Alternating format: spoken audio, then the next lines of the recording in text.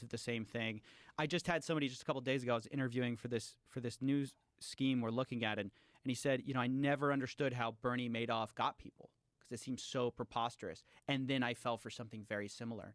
And what I notice with all of these things, the thread is you believe, it's kind of too good to be true, but the social proof is overwhelming, and it overwhelms your kind of like alarm bells. So the social proof is a combination of things. So first of all, it's this guy who drives a Toyota. So you go like, well, why does he need to scam me if he's driving a Toyota, right? Then it's like, which Sam Bankman-Fried did. Then it's like, okay, Tom Brady backs him. Well, Tom Brady's got to have some guys who are looking into this. And then it's like, well, BlackRock backed him.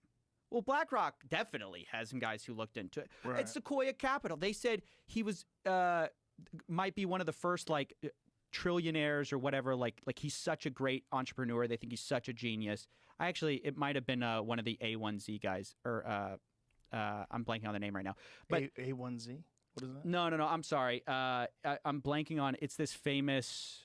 I'm going to remember it right after I get out of here. It's one of the famous investment funds. They invested in a bunch of NFT projects. Mark Andreessen, I think, is the guy who runs it. Jamie's looking it up. I thought I knew it off the top of my head, and now I don't want to say the wrong one. A16Z.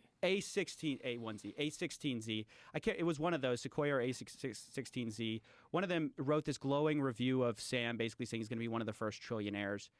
So all these guys, basically, a lot of these people backed Sam with the highest endorsements. And so if you're just an average person, you're thinking, well, how much more due diligence can I do than all these other guys? All these other guys buy into him. Right. And then they themselves are kind of also looking at each other, being like, well, that guy did it. Like, what? It's the hottest deal around, right? Kevin O'Leary's in. So you kind of think you're swimming safely with like other savvy investors. And that's what ultimately gets you to buy in. Bernie Madoff is very similar. I mean, he was, really well regarded in Wall Street. So when people invested with him, they knew the returns were insane, but it wasn't like he was some random fly-by-night guy. He was well respected in the Wall Street space. People thought he might take over the SEC after the current person had stepped down. They thought he was going to take it over. Whoa. He's one of the leaders at the NASDAQ. I mean, he was one of the go-to guys. And so you thought, well, I invest with Bernie, I can't lose. It's almost, betting on the house. The house always wins, right? So when FTX was taking off, it just seemed like everyone who was someone was backing him.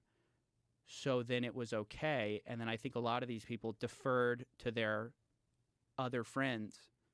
They're all saying it's okay.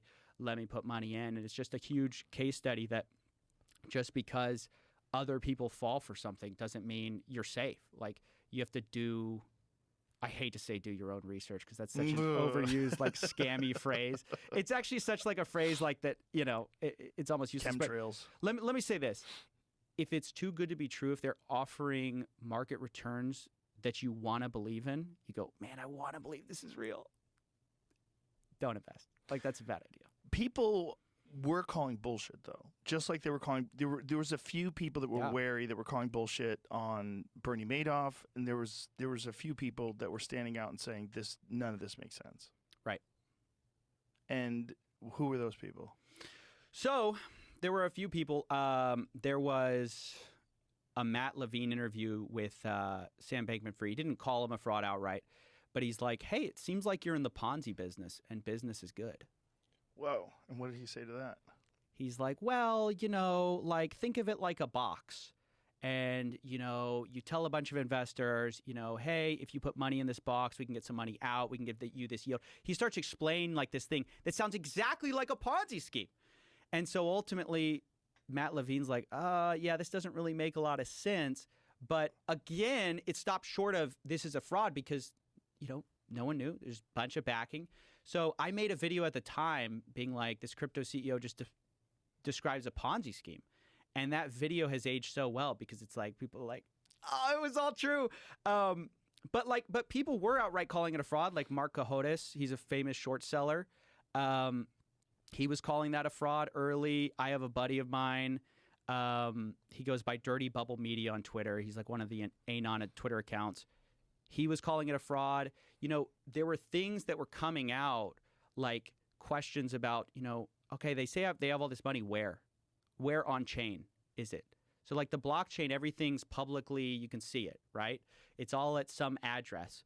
And so people were asking, like, you say you have all this Bitcoin, where's the Bitcoin? You say you have all this Ethereum, where's the Ethereum? And why is so much of your balance sheet made up of your own tokens? It's a big question. So one of the things that FTX had done, and a lot of companies were doing at the time, but FTX was sort of the worst offender, is let's say I give you a loan, Joe.